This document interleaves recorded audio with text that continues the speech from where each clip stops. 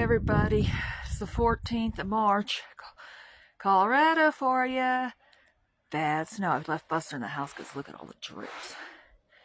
I got to show a little spot area for him. Look at this. And it's still coming down. I'll be showing you the front a little bit too. But look, a bunch of drifts. Very deep. Everybody, I'm getting ready to shovel here. Look at the front. Look at this. Drifts.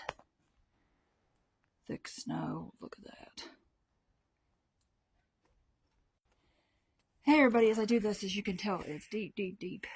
It's like my neighbor Bobby said. She was going to help, but she said it's just way too deep.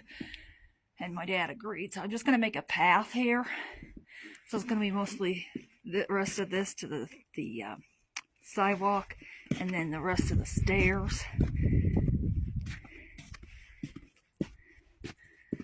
It's not worth getting a heart attack and having a dang and injure your back, because look how deep this is, and it's still coming down. Never ending blizzard.